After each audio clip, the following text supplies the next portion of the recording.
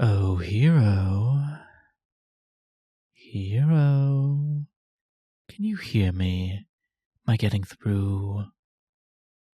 Wonder if you can recognize my voice after all this time. It's been what? 10 years? 10 long, long years. Oh, it looks as though you do recognize it. Look at that. Your hand went straight to your hip, even though you don't have a sword sheathed there anymore. Ah, silly, silly hero. I remember when you slept with your blade in hand. Have the years really made you so careless and lax? Don't bother looking around for me.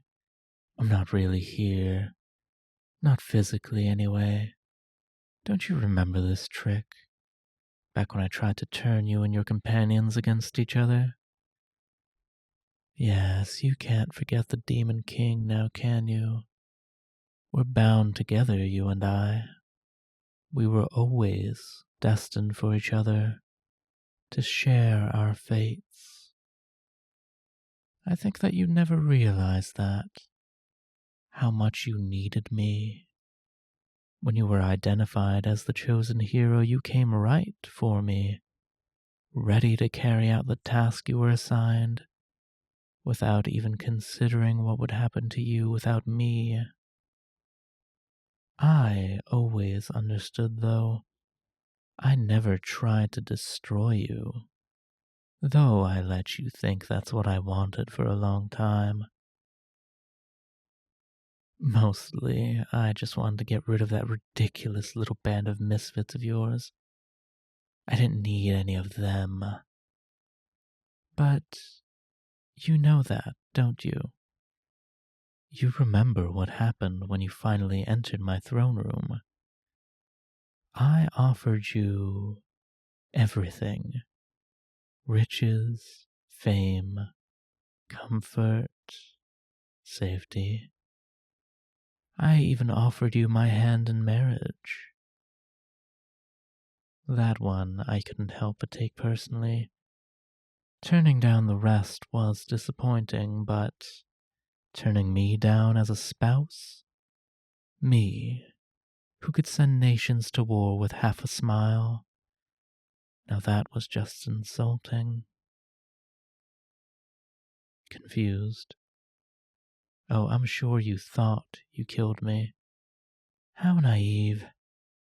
As if the Demon King could be destroyed with a mere sword, regardless of its enchantments.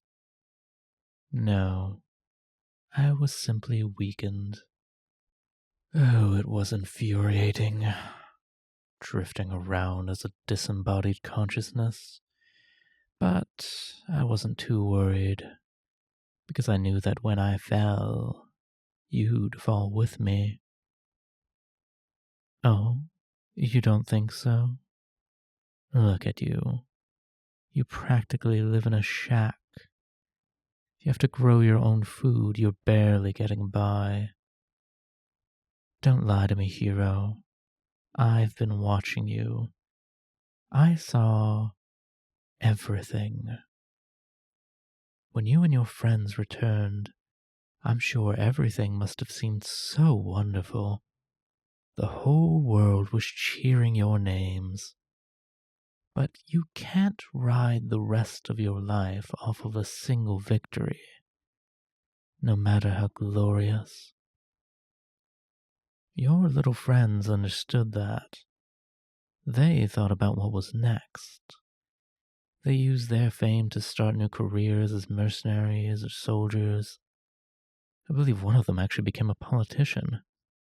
Rather like that one, must confess. But you, the hero? No, you couldn't use your fame to open doors. It was selfish, you thought. You told the king you were at his disposal, to send wherever you were needed.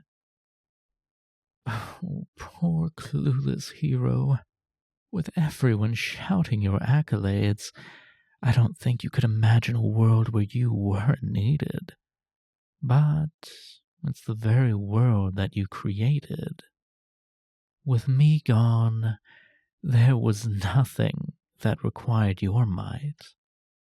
Sure, the king sent you on missions for a while, but you were just too much.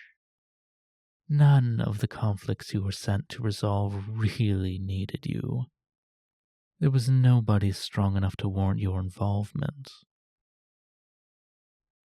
And besides, your skills weren't really all that useful there. Most conflicts in the world aren't won by a single overwhelmingly powerful person. One person can be planned around and avoided. A larger, more versatile force is usually what's needed, unless you're facing something like me. And so, you became a relic. Something to hang over the fireplace and admire, but never use. You were master of ceremonies for a while, a celebrity to make appearances and get the crowd excited. And then finally, you weren't even that. The common folk are fickle, and the longer you went without doing anything, the less excited they were to see you. And so, here you are. The king promised a generous allowance for your service, but he didn't really have much reason to honor that once people stopped caring about you. Just look at you. The hero, the one who saved all mankind, penniless and living in squalor. Don't you see? Without me, you're nothing. But I didn't reach through the veil of death just to gloat. You may not believe me, but it brings me no pleasure to see you like this. To see the only mortal worthy of my respect, the only one I ever saw as an equal, disregarded by those beneath them. It brings me only rage. I'm here because I want revenge. Not on you, don't worry. Even in the state you're in, I don't relish a fight with you. No, I want revenge on those vile fools that set you against me in the first place, who convinced you that I was the enemy. You may think that I am, but I don't have to be. Did you ever wonder if you were on the wrong side? You still think along such simple lines. You want to talk about atrocities? Your kind have committed as many against us as we have against you. Of course we came to conquer the world. It's the nature of a successful kingdom to grow larger. I conquered and united the entire underworld, leaving the mortal world as the only place to expand to. Do you honestly think that your kingdom hasn't done the exact same thing? Do you think that the very land you stand on right now never belonged to another nation? Another people? What do you suppose they'd think of your king? It's our nature to conquer. Both mortals and demons can only survive by consuming other living things. Our very existence is chaos and destruction. Say what you will about me and my infernal empire, but there's one thing you cannot deny. It's united. You mortals may have banded together to stop me, but you all went right back to squabbling the second I was gone. Under my rule, that would never happen. There would be no infighting or unfair treatment of each other. So think about that. I want to extend to you the same offer I did when you faced me.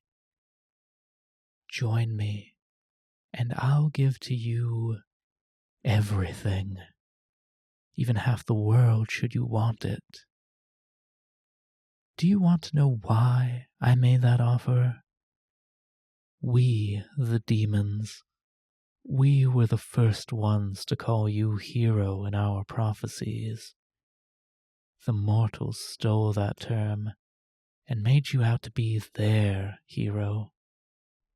But we believed that you could save whoever you chose. You could be our hero, my hero. We could conquer the entire world and unite it under one rule. Together. No. Well, that's a shame. Although you took much longer to decide than last time, I think you may be starting to see things my way. Oh well, I was hoping we could do it the easy way, but... Fool. Did you think I was powerless? Did you think I was only a voice? I have been reborn. What do you think of the new body?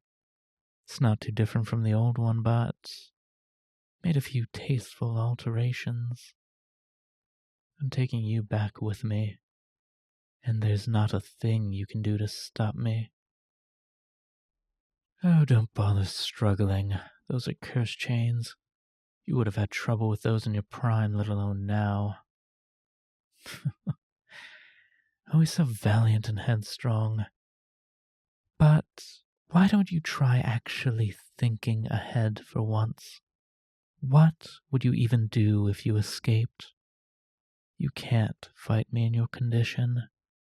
You're out of practice and you don't have any of your enchanted equipment. Meanwhile, I'm more powerful than ever. I'm afraid that I'm through giving you choices. You're going to do what I want now. I'll finish what the mortals started and break you so I can mold you into my perfect servant. Maybe even a partner and spouse if you're very good for me. But don't worry. I won't do too much to alter your mind. You may be a bit of a simpleton, but something about your direct approach led you to victory. But from now on, you'll be putting that brute force method of yours to work for me. Ah, those eyes. Some things never change. Those are the same eyes I saw when you faced me. You must still resent me. Perhaps even more now than you did back then. Don't worry. In time, you'll understand my point of view. Come along now, dear hero. We have quite a lot of work ahead of us.